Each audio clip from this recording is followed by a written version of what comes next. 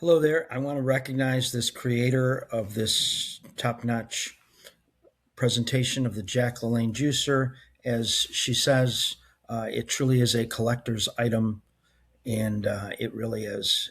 It just has served so many millions of people, and I hope you'll enjoy her film.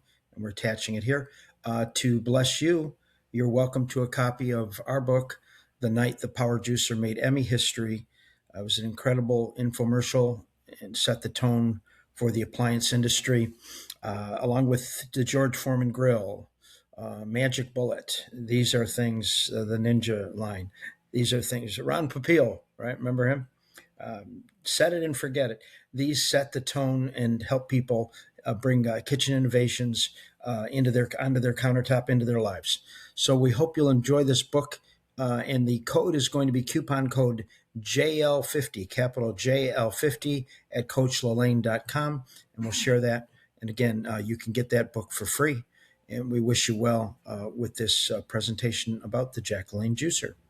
Have for you a quick and easy assembly guide as well as some tips and tricks on cleaning for the Jack LaLanne Power Juicer. These juicers are officially a collector's item, and there's actually a lot of history behind it. In case you didn't know, Jack LaLanne was one of the most iconic nutrition enthusiasts of our time and helped usher in the age of juicing.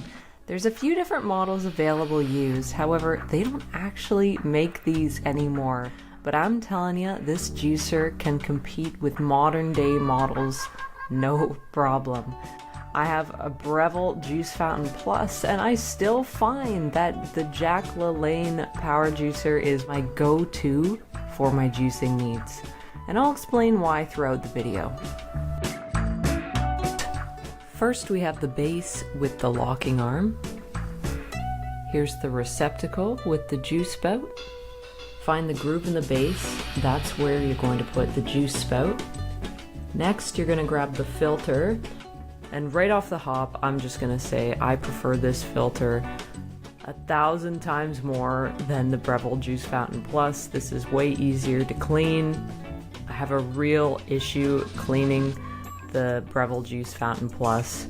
It's really tiring actually, so I prefer this. Just a great design. And as you can see, there's a little dent in it. That's because it's secondhand, but still works like a charm. So just ignore that. There's a hole in the bottom of the filter. Just line that up with the screw plug on the base. Next we have the blade. Notice the two holes on the side. The two pegs on the crescent tool fit in those two holes to tighten. So before you go and put on the lid, you're going to slip the pulp collector under the lip at the back. Then you're going to put the lid on just like that. Slide in the food pusher. So please do not store the crescent tool inside the juicer. I'm wondering if that's how this particular model was damaged, because someone left the crescent tool inside, forgot it was in there, and then turned it on. That could be it. Now click the locking bar into place. Your juicer won't start unless you do this. Today I'm also going to show you guys how to clean this thing. For the disassembly, just bring the locking arm down, take the food pusher out, and then take the lid off. My least favorite part of owning a juicer is having to clean it.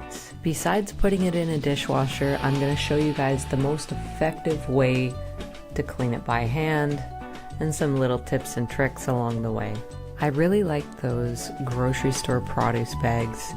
They're perfect for the pulp container. They help reduce the amount of cleaning you have to do. Now grab your crescent tool and unscrew the blade. Make a habit out of cleaning this every day. Stuck on food is harder to get off the longer you leave it.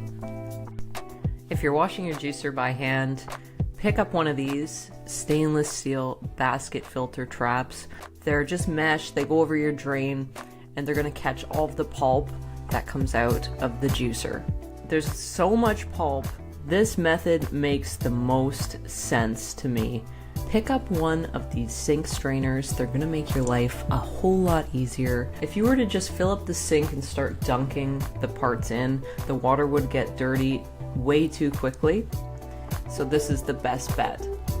This is the easiest way to get the pulp off. There's grooves in the top of the receptacle, and this is where a lot of food gets stuck. I would recommend using the spray setting on your faucet to help get that food out. The spout can also get really gritty. So step one, rinse the parts, and then just toss the pulp in the trash once the strainer basket fills up.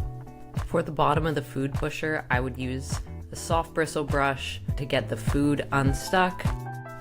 I would also use the soft bristle brush on the blade, but for the screen, for the filter, I would actually use steel wool.